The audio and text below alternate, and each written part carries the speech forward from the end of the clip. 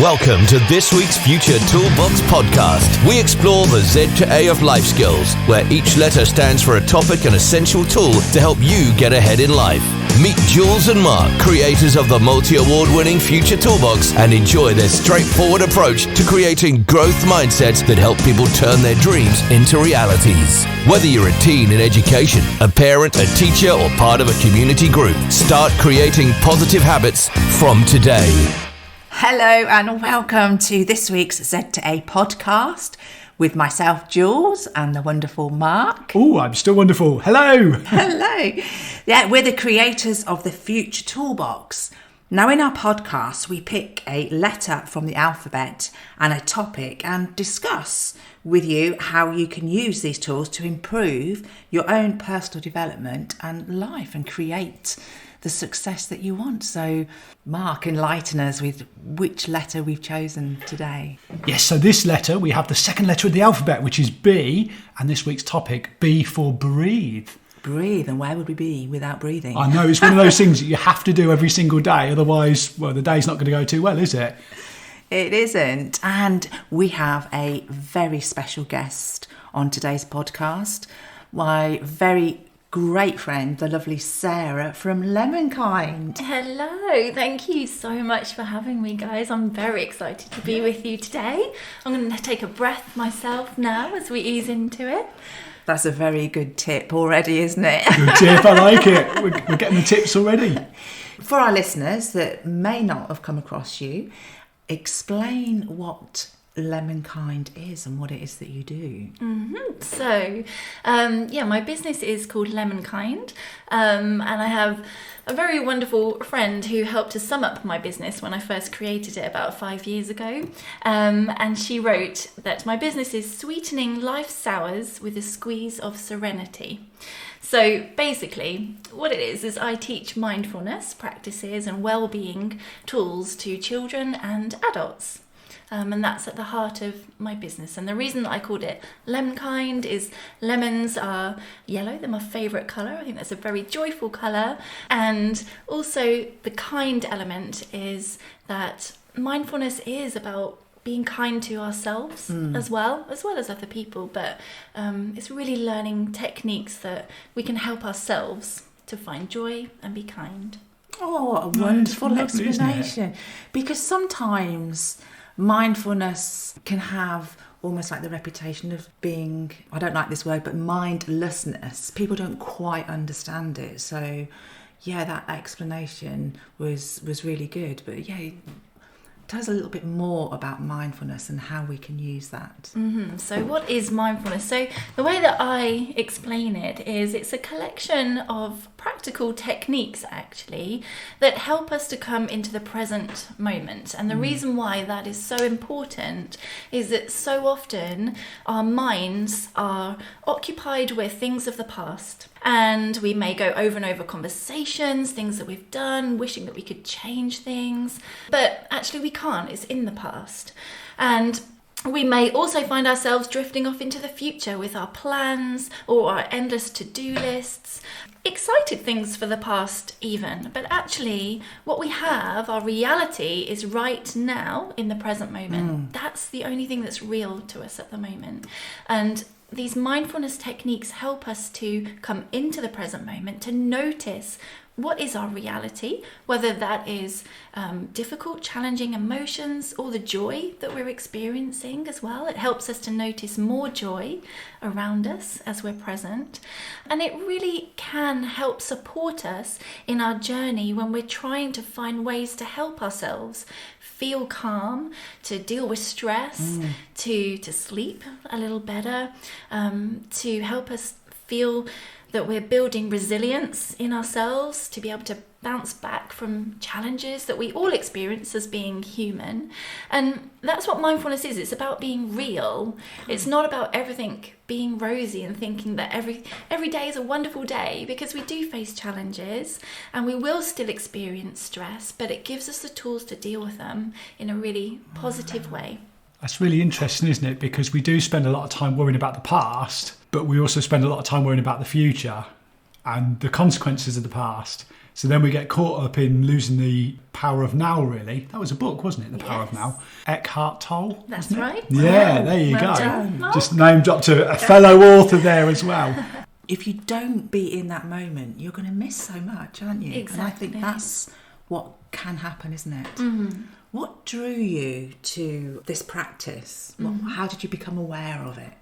So my background, and as I trained at university, I trained in psychology, and for about 10 years I worked as a psychologist, and it was quite a stressful job. There was lots of travel involved, lots of different projects that I was working on, different clients, very tight deadlines, and so I did feel the stress. And so my way of coping was to do regular yoga practice, and within those classes there was meditation and mindfulness aspects, and that really opened my eyes to some practical things that I could do to help myself. And I really felt those effects all week, and then I would return to my yoga class and it would almost replenish me and give me that energy to keep going, and to deal with the different challenges. And so when I had 2 children and it was time for me to go back to work, I took some time to reflect upon what is it that I really want to do for my career. And whilst I loved my job, I felt like I really wanted to make more of an impact and to help people a little bit more directly with the work that I was doing. And I had seen how mindfulness practices had helped people in my workplace, so my fellow colleagues who were dealing with stress and challenges, but I'd also seen how it had helped my children in little breathing techniques when they were feeling their strong emotions changing. And I thought, wow, there's really something in this. And so I decided to be brave myself, and I decided that I was going to follow my heart and start my own business and give it a go. And so I did a qualification in becoming a mindfulness practitioner, so that I could share these mindfulness techniques with children and adults. So did you start initially with children and then No. develop, or was it just across the board? Right from Both the really, start? because in my life I had lots of friends who were new parents as well, and I also had people who I was working with and adults. So it just naturally flowed, to be honest, and I went with the flow. And that's what I still love to do now, actually. I'll go with the flow and see where it takes me. We've been really lucky to be on some of your mindfulness programs, so to speak, or mindfulness sessions. And it is really, really wonderful. I love the fact that you said sometimes it can take you to a place, like when you used to do yoga, that would take you to a good place, a relaxed place. And I've got to confess that when you first said Lemonkind at the start and then you started describing lemons, that immediately took me to a place where Jules and I went on holiday to Fuerteventura, and we stayed in a hotel called Lemon Cactus Sol. Oh. And the hotel just felt so calm and serene, didn't it? Yeah. And the word lemon hooked you in straight away. They had little trees with lemons in there. They weren't real lemons, of course, they were plastic. But the whole place was just so calm. And it is amazing that the power of association. So if you can do something that's quite mindful and be in that moment, and people create that as a habit, then all of a sudden they realise that just takes them to a calm place. Also, I would just like to tell people of the work that you did throughout lockdown with my charity, Breast Friends Northamptonshire. You put on weekly mindfulness sessions to help some of us ladies cope with not just obviously the breast cancer, the treatments or whatever that we were going through, but the whole lockdown experience. And you helped me tremendously. Like you were saying, having just that weekly session with you of that calm, that breathing and grounding me for that next week was just phenomenal. And I will never forget you for that, ever. It was just the most wonderful time. You really, really helped get us through some not so good times, I guess, like you Some say. tough stuff there, wasn't there? Yeah, and that was such a joy. It really was such a joy. I looked forward to it every single week. Oh, I did. And it was as much a learning process for me too. You know, I learned from all of you guys, and we went on this journey together, and it was so beautiful. It is still so beautiful. Yeah. So that's another message to take away as well, is a big support around a group of people that go through this together. Now I'm going to pick a word that we talked about earlier just before we came live, which is overwhelming or overwhelm. We have a lot of teenagers listening into the podcast. We also have lots of really, really super busy parents who were that person that you described when you were working full time. And sometimes when we talk to these people, they say, I'm overwhelmed, or I'm stressed, or I've got too much stuff going on, or I'm worried about this, I'm worried about that.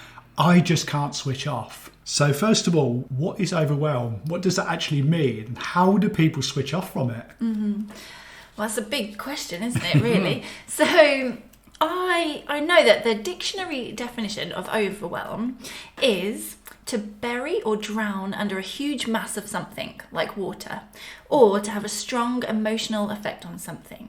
So it's this big heavy weight, isn't it, that we all feel. Now, the way that I perceive overwhelm is when we have too many demands upon us that we feel we can cope with. And it's like feeling that weight and not knowing where to begin. And there are many different aspects of overwhelm. So it could be that we feel that we don't understand all of these different demands that are put upon us, not knowing what's expected of us, and confusion. It could be that we don't want to do all of these demands. And maybe we feel like we're not being supported and helped, actually, and that's a very common feeling that we can experience. So we might feel like we're alone in trying to cope with all of this. Or maybe we feel that this is out of our control. So that's how I understand overwhelm. Does that match with your perception?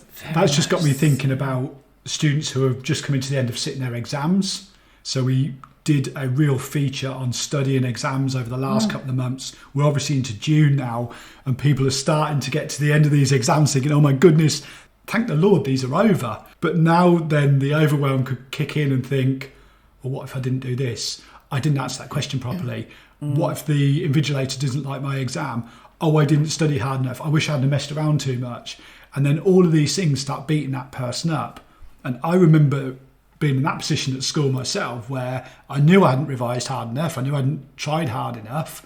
I knew there were some subjects that I just literally threw away and thought, I'm not interested in that. And then you have that time of thinking, well, I really need my maths qualification because I want this job. And they've said I need a grade C. What if I don't get it? What if I don't get it? And you spend all that time worrying about then something that is now out of your control because you've sat the exam and you can't go back and change it. The person has a piece of paper sitting on their desk to get a mark now. So that weight is probably needless, because the weight as in being heavy, not the weight as in waiting for the time. You just got to pass it, haven't you, and pick up that result and then react from it from there. So and it's the overwhelm of that whole experience, because it for me, working with teenagers and helping them with their study and their revision, it seems like it's introduced into their lives at such a young age, and they've got a long journey before these final exams that they're sitting currently, and that can be overwhelming, can't it? So that's why we chose the letter B for breathe, because I understand that you're going to help us with some ideas on breathing techniques to help with that sense of overwhelm. Yes, I would love to. Are you going to have a go with me? Yes, absolutely. So we'll set a scenario. Let's be really busy parents and imagine that kids have just gone through their GCSEs or A-levels, or maybe they're at university. So they're really stressed out.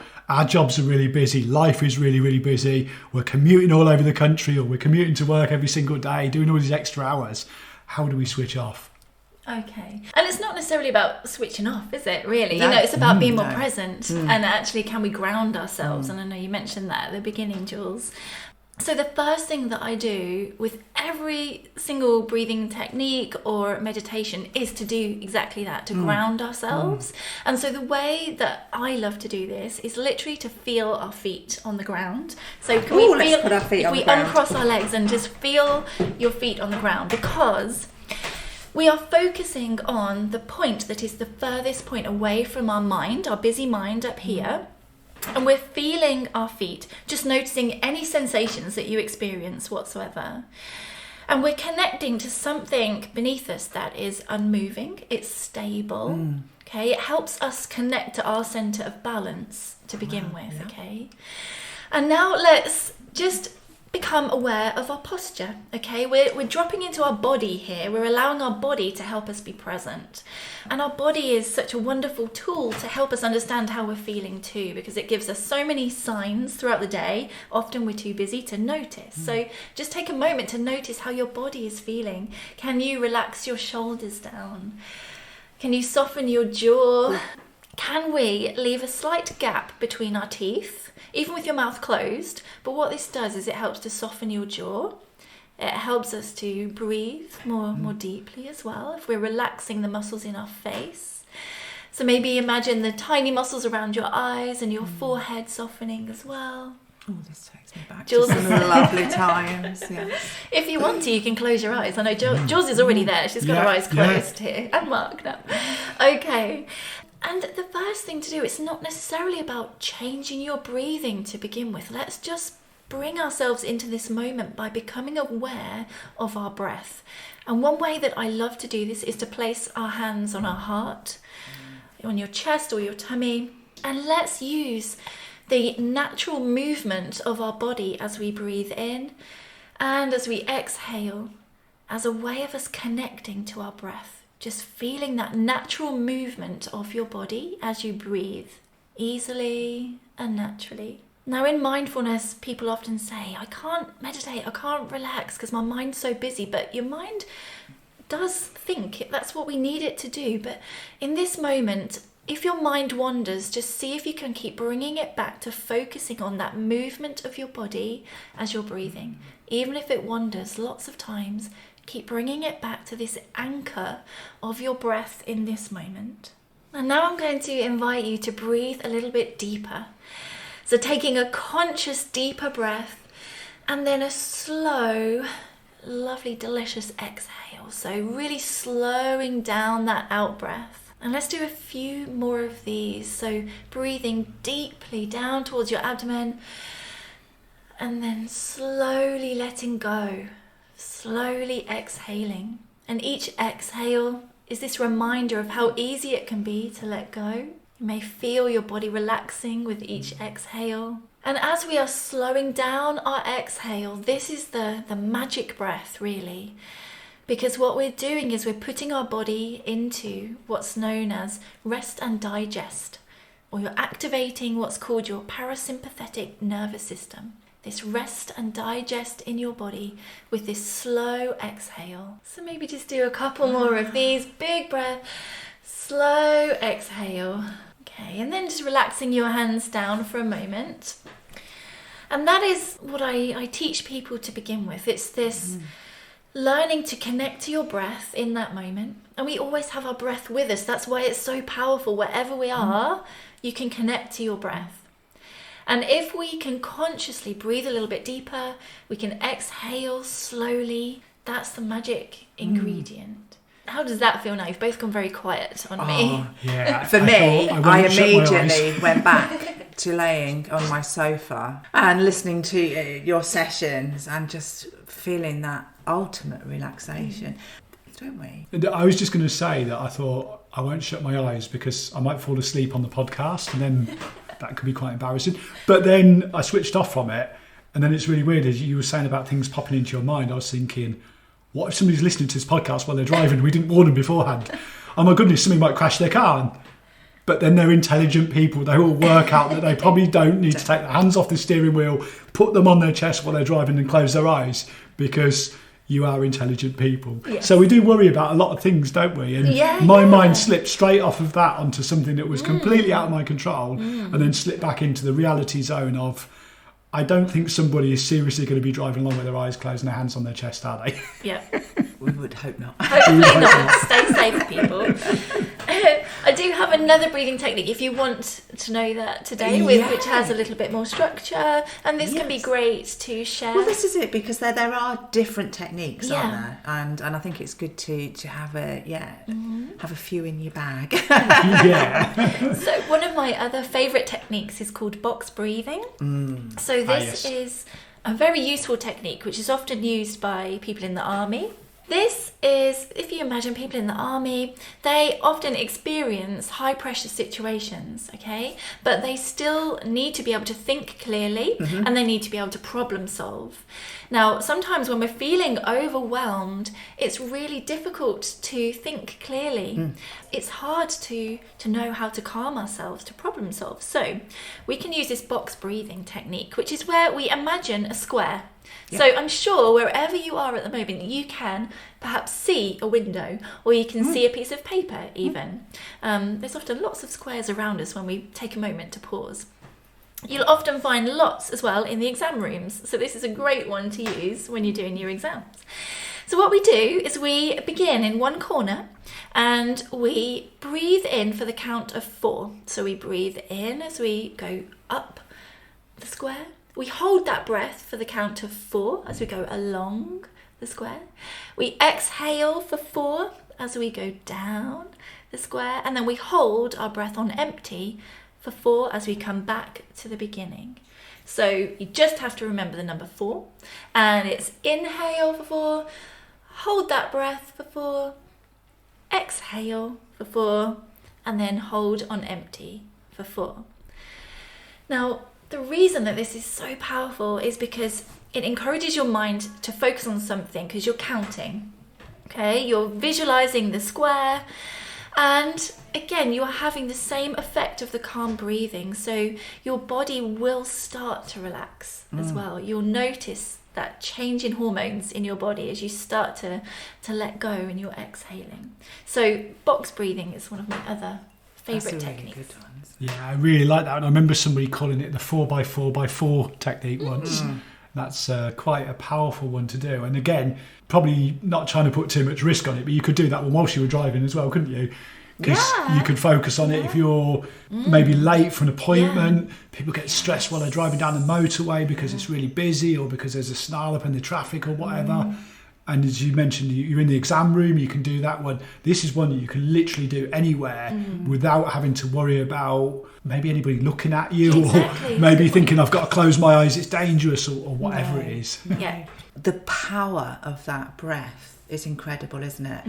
And when you are feeling when life's getting a little bit too much or everything's on top of you, just taking that moment. Even just now, I can feel it because I've had quite a busy day. I've been here, there and everywhere. A wonderful day.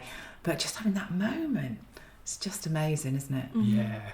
Now, I normally like to throw my quotes in, don't I? You do. But Sarah's one of the most organised people that we know on this planet. And she's got a quote for us today. So I'm going to hand over to you for maybe that Martin Luther King quote. That sums up when everything's getting on top of us a bit, doesn't it? Yeah, I love this one. Martin Luther King said, "You don't have to see the whole staircase, you just need to take the first step."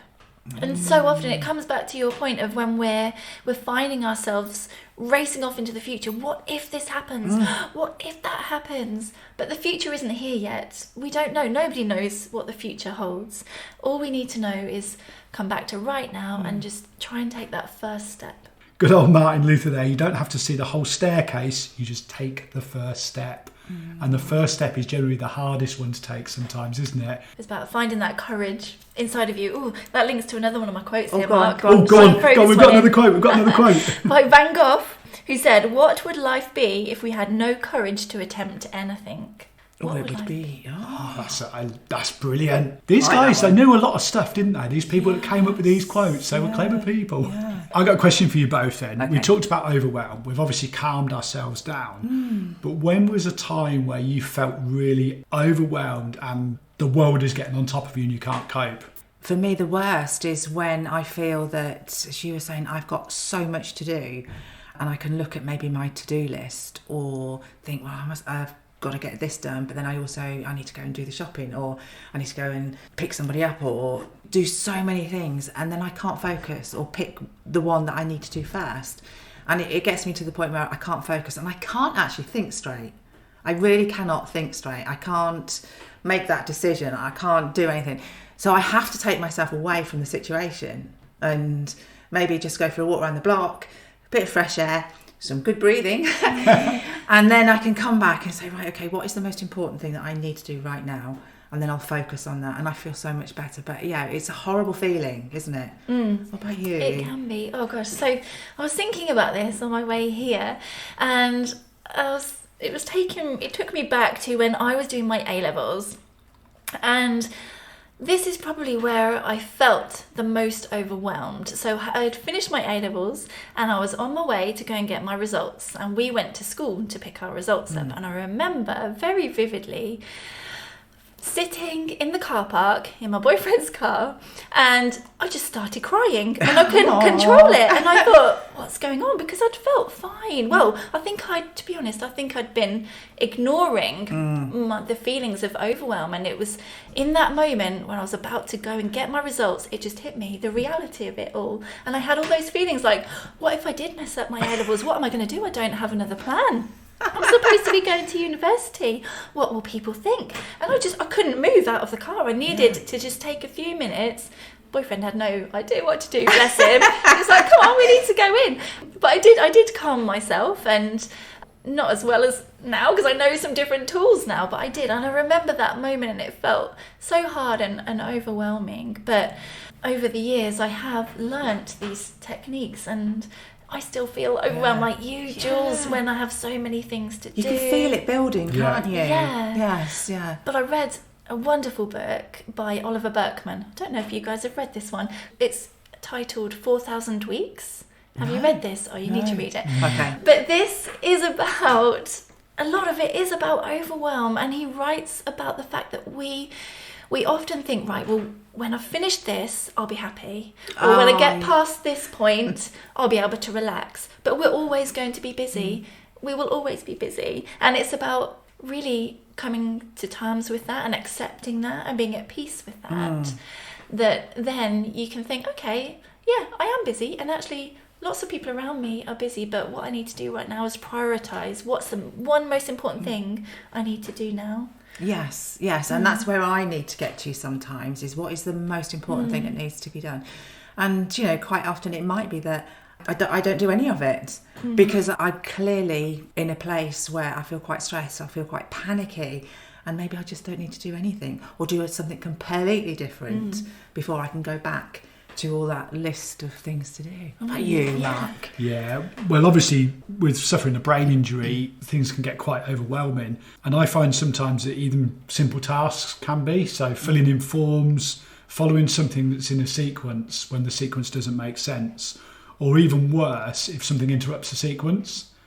So if it goes 1, 2, 3, but somebody puts number 2A in there, then all of a sudden it's going 1, 2, 2A, 3. That can really disrupt things and it can really get on top of me. When I was working with a psychologist, a neuropsychologist, she actually talked to me quite a lot about mindfulness and meditation. And one thing she said is to do the mindful washing up. So I asked her the question, is that what I think it is? And she said, yes. Why else would it be called the mindful washing up? So it's about when you're doing the washing up, understanding that you're cleaning the plates, and that's cleansing the plates. So it's like cleansing your life, feeling the temperature of the water, feeling the bubbles popping and everything. And it's really bizarre, but I didn't mind washing up before that. But now I find washing up is one of those things that it doesn't feel like a chore. Wow. You heard this on here. I did. He said that. I did say that. And before Jules jumps in here and says, he never does the washing up, she will be very much lying. I never call my wife a liar, but she is very much lying if she says he never does the washing up. I wasn't going to say you never do it. Not at all. But anyway. Not as much as me. We're talking about the mindfulness now. But you found the joy in washing up, didn't you? Even in mundane tasks like that, you found the joy. And I would also like to counter it that if you have a pile of washing up, no, I am not coming around your house to do it. I don't enjoy doing it that much. But it's about sometimes taking something which is a stressful, mundane or difficult task, and as you say, grounding yourself and putting your feet on the ground. Maybe that's where that comes from, because I can still feel my feet on the ground now. I'm going to confess up to our listeners, I don't have any shoes on. I don't have any socks on either, but I can feel them on the wooden floor and the smoothness of the floor, and I actually quite like that feeling. It is a good feeling. It is, isn't it? It's like taking your shoes off and walking on grass or walking on sand or walking on something smooth and soft like a lovely new rug that's been vacuumed and it's really soft and spongy. But we've got some great techniques there, so thank you so much for sharing those live on air with us. You're very welcome. Thank you for having me. I think our listeners will thank us for this, but they need to find you. So where can they find you? Social media websites and such? Yes, so on social media I'm Lemonkind_mindfulness. Yes. And feel free to reach out, and I'd love to hear about people's journeys and things that they find helpful too. So that's Lemonkind_mindfulness. Look up Sarah, follow her techniques, look at videos on there. They are fabulous. And also, if you want to find us, we are at futuretoolbox.co.uk. We're also on social media. You can go to our Facebook page. We're also on Instagram and TikTok. You can go to our YouTube channel, and we're also on LinkedIn because we are everywhere. We are everywhere. So thank you again for Sarah for joining us. Sarah. And we look forward to catching you all next week. Yeah, see you soon. Bye for now. Bye. Bye-bye. Thank you for joining us for the Z2A of Life Skills with Jules and Mark of the Future Toolbox. Don't forget to head over to their website, which is futuretoolbox.co.uk, where you can find lots of free resources, plus a host of books in the store, as well as subscribing to the membership site. Follow Future Toolbox Instagram, TikTok and Facebook at Future Toolbox, and subscribe to their YouTube channel too.